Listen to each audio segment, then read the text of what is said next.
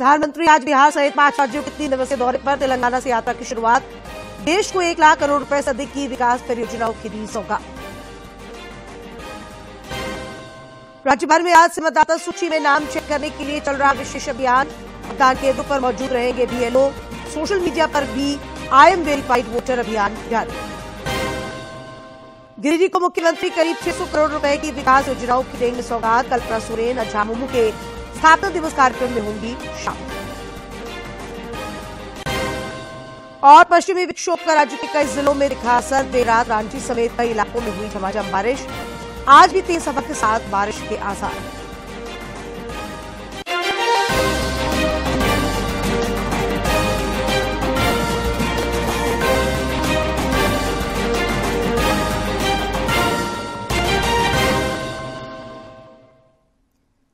नमस्कार, खबरें झारखंड में आपका स्वागत है। मैं हूं डॉक्टर शीता आनंद और समाचार विस्तार से। प्रधानमंत्री नरेंद्र मोदी की अध्यक्षता में कल नई दिल्ली में केंद्रीय मंत्रिपरिषद की बैठक हुई। इसमें देश को वर्ष 2047 तक विकसित बनाने संबंधित दृष्टिपत्र तथा अगले 5 वर्ष की कार्य योजना पर विस्तार से चर्चा की गई। मई 2024 में नई सरकार के गठन के बाद तत्काल उठाए जाने वाले कदमों के त्वरित कार्यान्वयन के लिए 100 दिवसीय एजेंडे पर भी चर्चा हुई। विकसित भारत का रोड मैप 2 साल से अधिक की गहन तैयारी का परिणाम है। विजन दस्तावेज में संपूर्ण सरकारी दृष्टिकोण को शामिल किया गया है, जिसमें सभी मंत्रालय, राज्य सरकारों, शिक्षाविद, उद्योग निकायों, नागरिक समाज, युवाओं के सुझाव लिए गए हैं। इसके लिए विभिन्न स्तरों पर 2700 से अधिक बैठकें की गई, कार्यशालाएं और सेमिनार आयोजित किए गए। 20 लाख से अधिक युवाओं के सुझाव इसके लिए प्राप्त हुए। विकसित भारत के रोड मैप में स्पष्ट रूप से व्यक्त राष्ट्रीय दृष्टि, आकांक्षाएं, लक्ष्य और कार्य बिंदुओं के साथ एक व्यापक खाका है। इसमें लक्ष्यों के आर्थिक विकास, SDG, ease of living, ease of doing business, बुनियादी ढांचा, सामाजिक कल्याण जैसे क्षेत्र शामिल हैं। प्रधानमंत्री नरेंद्र मोदी आज से 5 राज्यों तेलंगाना, तमिलनाडु, उड़ीसा, पश्चिम बंगाल और बिहार के 3 दिवसीय दौरे पर हैं। वे इस दौरान 1,10,000 करोड़ रुपए से अधिक की विकास परियोजनाओं का शुभारंभ करेंगे। प्रधानमंत्री ने तेलंगाना से अपने दौरे की शुरुआत की, जहां आदिलाबाद में 56,000 करोड़ रुपए से अधिक की विकास परियोजनाओं की आधारशिला रखी।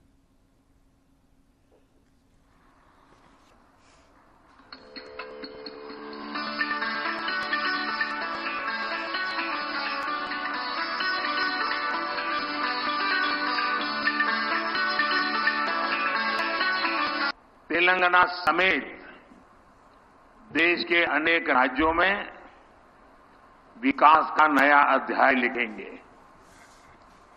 इनमें ऊर्जा से जुड़े कई बड़े प्रोजेक्ट्स हैं, पर्यावरण की रक्षा के लिए किए जा रहे कार्य हैं और तेलंगाना में आधुनिक रोड नेटवर्क विकसित करने वाले हाईवेज भी हैं।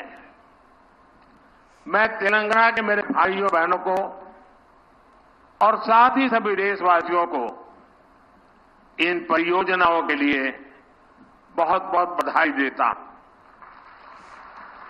साथियों, केंद्र की हमारी सरकार को और तेलंगाना राज्य के निर्माण को करीब करीब 10 साल हो रहे हैं। जिस विकास का सपना तेलंगाना के लोगों ने देखा था, उसे पूरा करने में केंद्र सरकार हर तरह से सहयोग कर रही है। आज भी तेलंगाना में 800 मेगावाट 800 मेगावाट बिजली उत्पादन की क्षमता वाली एनटीपीसी की दूसरी यूनिट का लोकार्पण हुआ है। झारखंड में राज्यसभा की 2 सीटों के लिए 21 मार्च को होने वाले मतदान के लिए आज अधिसूचना जारी होने के साथ ही नामांकन की प्रक्रिया भी शुरू हो गई है। 11 मार्च तक नामांकन पत्र भरे जाएंगे और 12 मार्च को नामांकन पत्रों की जांच होगी। 14 मार्च को नाम वापस लिया जा सकेगा। 21 मार्च को सवेरे 9 बजे से शाम 4 बजे तक मतदान होगा और इसी दिन शाम 5 बजे के बाद मतगणना होगी। गौरतलब है कि आगामी 3 मई को भाजपा के समीर उरांव और कांग्रेस के धीरज प्रसाद साहू का कार्यकाल समाप्त हो रहा है।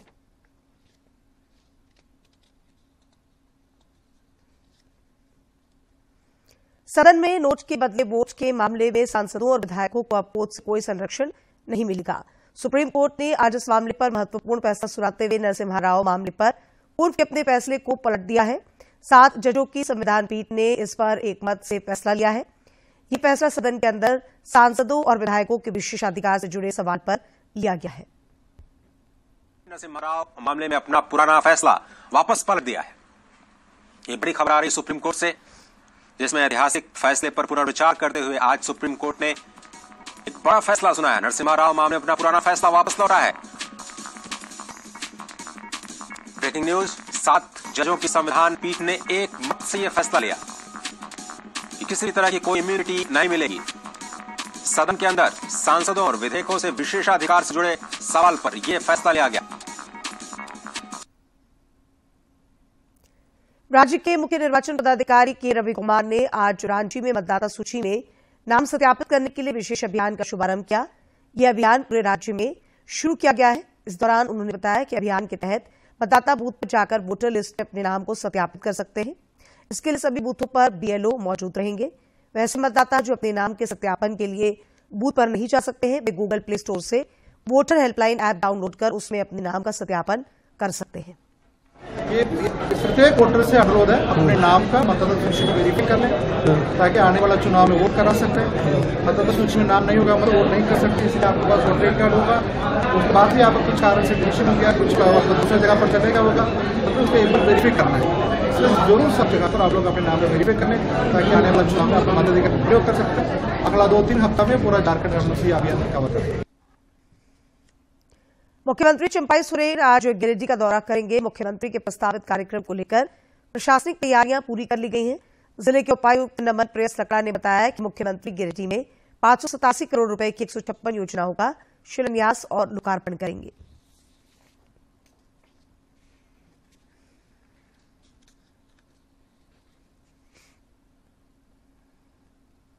इसके बाद मुख्यमंत्री गिरिडीह के झंडा मैदान में आयोजित झामुमो के 51वें स्थापना दिवस समारोह में शामिल होंगे। इस समारोह में पूर्व मुख्यमंत्री हेमंत सोरेन की पत्नी कल्पना सोरेन और मुख्यमंत्री चिंपाई सोरेन की मौजूदगी पर सबकी निगाहें होंगी।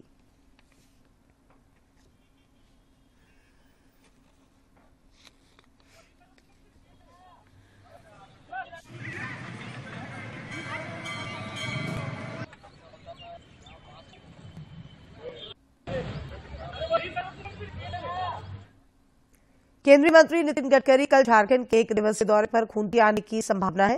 वे खूंटी, दुमका और रांची से लोहरदगा तक बनने वाली सड़क का शिलान्यास करेंगे। उनके दौरे की आधिकारिक पुष्टि नहीं की गई है। सूत्रों से मिली जानकारी के अनुसार श्री गडकरी के खूंटी आने की तैयारी की जा रही है।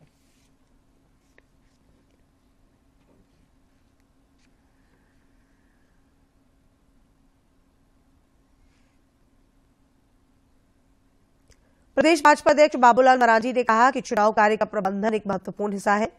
पार्टी हमेशा पूर्व योजना और पूर्ण योजना पर काम करती है, जिसके कारण सफलता मिलती है। ऐसे में नेता कार्यकर्ता भाजपा के 400 पार के संकल्प को पूरा करने में जुट जाए। श्री मरांडी कल प्रदेश भाजपा कार्यालय में नवगठित चुनाव प्रबंधन समिति की बैठक को संबोधित कर रहे थे। बैठक में अन्य लोगों के अलावा पार्टी के प्रदेश संगठन महामंत्री करमवीर सिंह भी मौजूद थे।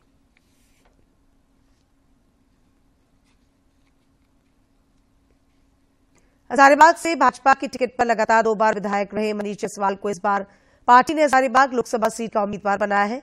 मनीष जायसवाल कल जब रांची से पतरातू होते हुए हजारीबाग लौटे तो जगह जगह उनका स्वागत किया गया।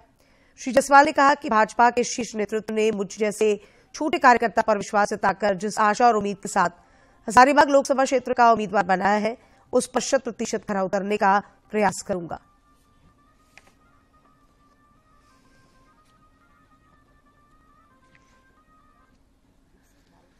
प्रधानमंत्री जी का चल रहा है, उसको लेकर के हम लोग हजारीबाग में भी एक अभियान छेड़ेंगे, ताकि हजारीबाग में भी जो अंतिम पायदान पर जो व्यक्ति खड़ा है उसको ऊपर उठाया जा सके, उसको उसके साथ न्याय किया जा सके। देवघर एयरपोर्ट पर नाइट लैंडिंग की सुविधा बहाल करने के लिए शहर के 7 ऊंचे भवनों को तोड़ने की कार्रवाई शुरू कर दी गई है। भवनों को तोड़ने के लिए उपायुक्त ने अपर समाहर्ता के नेतृत्व में समिति गठित की है। समिति के सदस्यों ने स्थल का निरीक्षण कर भवनों को तोड़वाने का काम शुरू कर दिया है। उपायुक्त ने बताया कि देवघर एयरपोर्ट पर नाइट लैंडिंग की सुविधा जल्द शुरू की जाएगी। इससे देवघर एयरपोर्ट से अन्य जगहों के लिए फ्लाइट के आवागमन की सुविधा बढ़ेगी और देश विदेश से श्रद्धालु बाबा बैद्यनाथ आ सकेंगे।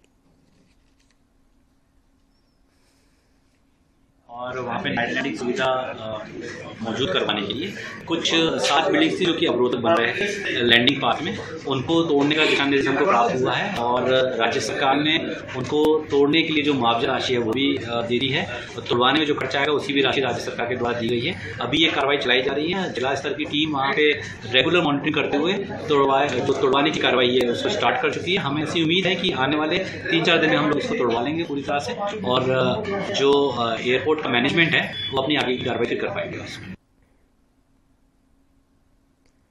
झारखंड विधिक सेवा प्राधिकार के निर्देशानुसार 9 मार्च को हजारीबाग सिविल कोर्ट में मेगा लोक अदालत का आयोजन किया जाएगा। ये जानकारी देते हुए जिला विधिक सेवा प्राधिकार के सचिव गौरव खुराना ने प्रेस को बताया कि लोक अदालत को लेकर पक्षकारों को पहले ही नोटिस भेजा जा चुका है। इस अदालत में सुलहनीय सभी आपराधिक मामले, सिविल प्रकृति के मामले, बिजली, बैंक, मापतौल, चेक बाउंस, वन विभाग, उत्पाद विभाग, मोटर वाहन दुर्घटना दावा अधिनियम के तहत लंबित मामलों और कुटुंब न्यायालय से संबंधित मामलों का निष्पादन पक्षकारों की आपसी सहमति के आधार पर किया जाएगा। और रेवेन्यू से जितने मैटर्स हैं, पेंशन पे जितने मैटर्स हैं, ये सब हम टेकअप कर रहे हैं उसमें। और हमारा प्रयास है कि हम ज्यादा से ज्यादा पक्षकारों को ज्यादा से ज्यादा रिलीफ दे सकें। और ठीक है, कोर्ट का एक भार कम होता है, डिस्पोज होता है, लेकिन हमारा मुख्य उद्देश्य नेशनल लोक अदालत के माध्यम से जहां तक की मैं बात कर रहा हूं, वो हमारा मुख्य उद्देश्य पक्षकारों को राह देनी है कि वो टेक्निकल जो प्रोसेस है उससे बाहर आकर आपसी समझौते के आधार पर अपने केसेस। भारत सरकार के पंचायती राज मंत्रालय द्वारा आज से राजधानी रांची में पेसा अधिनियम के सुदृढ़ीकरण विषय पर 2 दिवसीय कार्यशाला का आयोजन किया जा रहा है। इस कार्यशाला में झारखंड के अलावा आंध्र प्रदेश, छत्तीसगढ़, ओडिशा और तेलंगाना के वरीय पदाधिकारी, सिविल सोसाइटी के प्रतिनिधि, पंचायती राज संस्थाओं के निर्वाचित प्रतिनिधि पेसा अधिनियम पर चर्चा करेंगे। देश को विकसित बनाने के लिए जहां नई उमंग और नई ऊर्जा से युवा वर्ग अपना योगदान दे रहा है, वहीं सरकार भी युवा शक्ति के सामर्थ्य को सम्मान देते हुए राष्ट्रीय योजनाओं में शामिल कर उन्हें सशक्त बना रही है।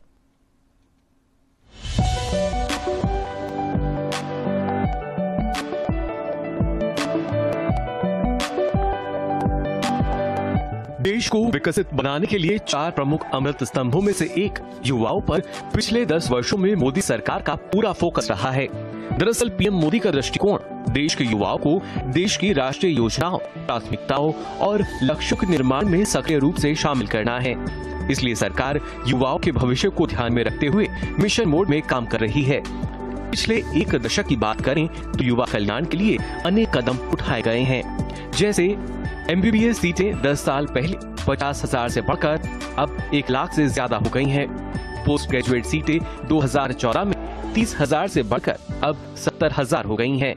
2014 के बाद से देश में बड़ी संख्या में उच्च शिक्षा के नए संस्थान स्थापित किए गए हैं, जिनमें 7 IIT, 16 IIIT, 7 IIM, 10 एम्स और 390 विश्वविद्यालय शामिल हैं। प्रधानमंत्री कौशल विकास योजना के व्यापक नेटवर्क के तहत अलग अलग चरणों में 1.37 करोड़ लोगों को प्रशिक्षित किया गया। उच्च शिक्षा में कुल नामांकन 2021 और 22 में लगभग 4.33 करोड़ हो गया, जबकि 2014 और 15 में नामांकन 3.42 करोड़ था। इसमें लगभग 91 लाख यानी 26.5% की वृद्धि हुई है। AISHE 2021 और 22 के अनुसार कुल छात्रों में से लगभग 78.9% स्नातक स्तर के पाठ्यक्रमों में नामांकित हैं और 12.1% स्नातकोत्तर स्तर के पाठ्यक्रमों में नामांकित हैं। PhD नामांकन 2014 और 15 में 1.17 लाख की तुलना में 2021 और 22 में बढ़कर 2.12 लाख हो गए हैं। केंद्रीय विश्वविद्यालयों, डीम्ड विश्वविद्यालयों, IIT और NIT में छात्रों के बेहतर भविष्य के लिए वित्त वर्ष 2024 और 25 में अनुमान से अधिक बजट आवंटित हुआ है। वित्त वर्ष 2023 और 24 में आर्टिफिशियल इंटेलिजेंस में उत्कृष्टता के 3 केंद्रों की स्थापना योजना की घोषणा की गई थी। इसके लिए वित्त वर्ष 2024 और 25 में 255 करोड़ रुपए का आवंटन किया गया। सशस्त्र बलों में शामिल होने और राष्ट्र की सेवा करने वाले युवाओं के लिए अग्निपथ योजना के तहत मिला सुनहरा अवसर। युवाओं को आत्मनिर्भर बनाने के उद्देश्य से स्टार्टअप इंडिया की पहल, जिससे देश का आर्थिक विकास हो और बड़े पैमाने पर रोजगार के अवसर उत्पन्न हो। युवाओं को उनकी आकांक्षाओं को साकार करने और विकसित भारत के निर्माण में योगदान देने के उद्देश्य से मेरा युवा भारत प्लेटफॉर्म का शुभारंभ अटल इनोवेशन मिशन के जरिए युवाओं को नवाचार और उद्यमशीलता की संस्कृति को बढ़ावा देने और तैयार उत्पादों को पेश करने के मिल रहे हैं अवसर। पीएम श्री योजना के तहत 14,500 स्कूलों को और बेहतर बनाकर किया जाएगा सर्वांगीण विकास। प्रधानमंत्री मोदी के नेतृत्व वाले इस नए भारत में देश का हर युवा नई ऊर्जा और नई उमंग से देश को आत्मनिर्भर और सशक्त बनाने के लिए अपनी सार्थक भूमिका निभा रहा है, जिससे विकसित भारत का लक्ष्य हासिल किया जा सके। Bureau report, DD news.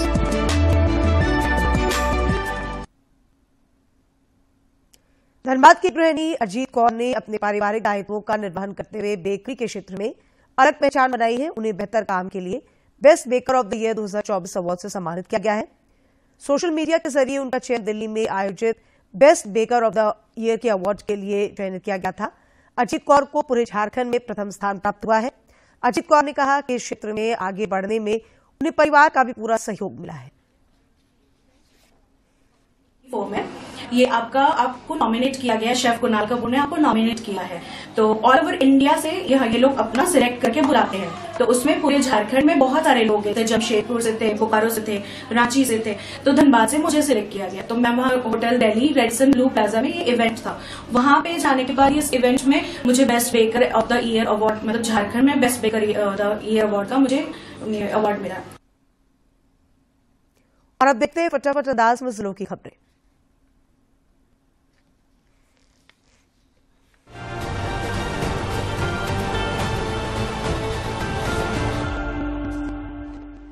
AJSU party के केंद्रीय अध्यक्ष सुदेश कुमार महतो ने कहा है कि राज्य में वर्तमान हालात से समाज का हर वर्ग दुखी और निराश है। श्री महतो रांची स्थित पार्टी के केंद्रीय कार्यालय में आयोजित मिलन समारोह में बोल रहे थे। इस दौरान आम आदमी पार्टी के रांची महानगर अध्यक्ष सत्येंद्र सिंह के नेतृत्व में कई नेताओं ने आजसू पार्टी का दामन थामा। अखिल भारतीय कांग्रेस कमेटी ओबीसी विभाग के पूर्व राष्ट्रीय महासचिव सह पश्चिम बंगाल प्रभारी संतोष कुमार सोनी सैकड़ों समर्थकों के साथ जदयू में शामिल हो गए। रांची में आयोजित मिलन समारोह में जदयू के प्रदेश अध्यक्ष सह राज्यसभा सांसद खीरू महतो ने उन्हें जदयू की सदस्यता ग्रहण कराई। लोकसभा चुनाव के मद्देनजर पुलिस मुख्यालय ने सभी जोनल आईजी, रेंज के डीआईजी और सभी जिलों के एसपी को चुनाव के लिए तैयार रहने का आदेश दिया है। चुनाव से संबंधित प्रशिक्षण के लिए सभी जोनल आईजी, रेंज के डीआईजी और जिलों के एसएसपी और एसपी के लिए प्रशिक्षण कार्यक्रम का आयोजन किया गया है।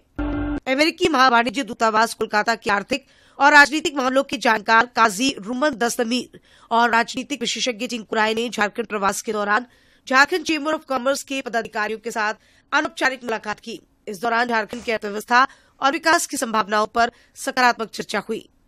हजारीबाग के उपायुक्त ने जिले में सरकारी जमीन पर हो रहे अतिक्रमण के कारण राजस्व नुकसान को गंभीरता से लिया है। इसी क्रम में उपायुक्त के निर्देश पर कोर्रा मोडा में गैर मजरूआ जमीन पर हो रहे अतिक्रमण को जिला प्रशासन की टीम ने अतिक्रमण मुक्त कराया। कुंटी रांची रोड में निर्माणाधीन बस स्टैंड के समीप तेज रफ्तार ट्रेलर ने एक बाइक को सामने से चपेट में ले लिया।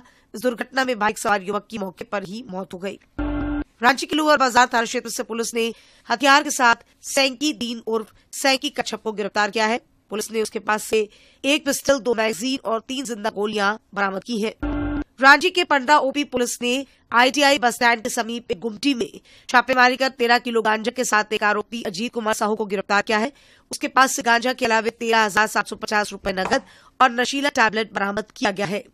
रांची के जिला आपूर्ति पदाधिकारी प्रदीप भगत ने नगरी थाना क्षेत्र के सपारोम पंचायत के राशन डीलर सरन तिर्की का लाइसेंस निलंबित कर दिया है। दुकानदार के खिलाफ कार्डधारी से राशन कार्ड प्रिंट कराने के नाम पर पैसे वसूली और वेइंग मशीन की जगह तराजू से तौलकर खाद्यान्न देने की शिकायत पर यह कार्रवाई की गई।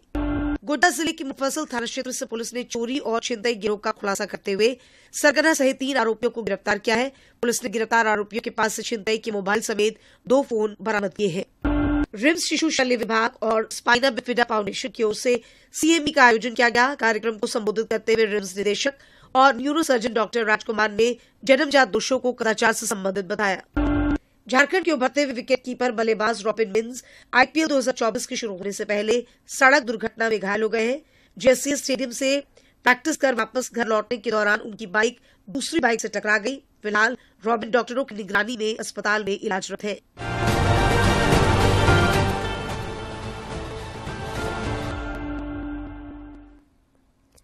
और अब मौसम की पश्चिमी विक्षोभ का राज्य के कई जिलों में असर देखा जा रहा है। रांची समेत कई इलाकों में देर रात झमाझम बारिश हुई। मौसम विज्ञान केंद्र रांची के मुताबिक आज भी तेज हवा के साथ कई जिलों में बारिश के आसार है। कुछ जिलों में ओलावृष्टि, वज्रपात और आंधी की भी आशंका बताई गई है।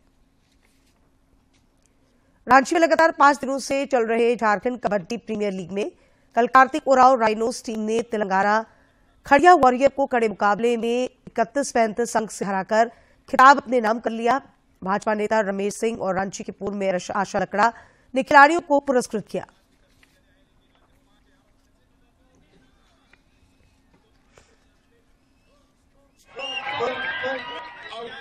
खेल जगत की महत्वपूर्ण खबरों को देखते हैं फटाफट अंदाज में।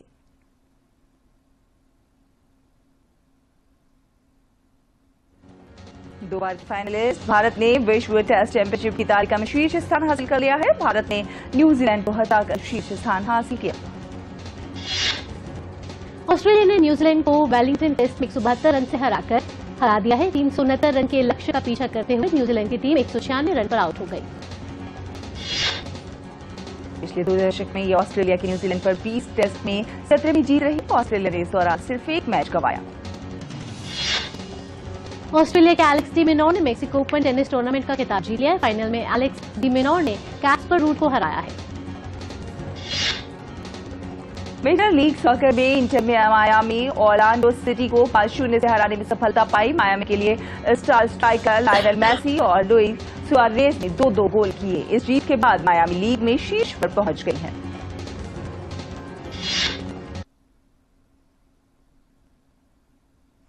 और अब बात कारोबार जगत की।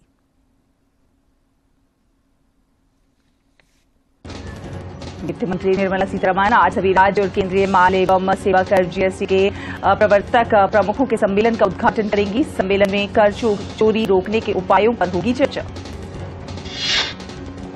आईटी और दूरसंचार मंत्री अश्विनी वैष्णव का कहना है कि निवेश से भारत में बेहतरीन डिजाइन वाले सेमीकंडक्टर तैयार हो सकेंगे। इस सेक्टर में ताइवान, दक्षिण कोरिया और चीन का दबदबा कम होगा और अगले 5 साल में चिप मेकर्स की दुनिया का बड़ा खिलाड़ी बन जाएगा भारत। वेदांता रिसोर्सेज के वित्त वर्ष 2024-25 में $110 करोड़ का कर्ज मैच्योर हो रहा है। कंपनी का कहना है कि वो इस कर्ज को आगे नहीं बढ़ाएगी। ब्यूरो ऑफ एनर्जी एफिशिएंसी की तरफ से पहली बार देश में ईवी को लेकर राज्यों से लेकर केंद्र के स्तर पर जारी नीतियों का तुलनात्मक अध्ययन पेश किया गया। अध्ययन में बताया गया है कि वर्ष 2022 से वर्ष 2030 के बीच भारत में बिजली से चलने वाले वाहनों का बाजार 40% सालाना वृद्धि की रफ्तार से बढ़ सकता है। देश में जितने वाहनों की बिक्री होती है उनमें ईवी की हिस्सेदारी महज 1% है, लेकिन केंद्र सरकार ने इसे वर्ष 2030 तक बढ़ाकर 30% करने का लक्ष्य रखा है। लक्ष्य के मुताबिक तब तक देश में 90 लाख इलेक्ट्रॉनिक वाहन हो जाएंगे और इसकी वजह से भारत में 2.8 करोड़ टन कम कार्बन उत्सर्जन होगा। भारत सेमीकंडक्टर मैन्युफैक्चरिंग के मामले में दूसरे देशों पर निर्भरता घटाना चाहता है, जिस वजह से सरकार नए प्लांट लगाने के लिए $10 अरब की प्रोत्साहन राशि दे रही है।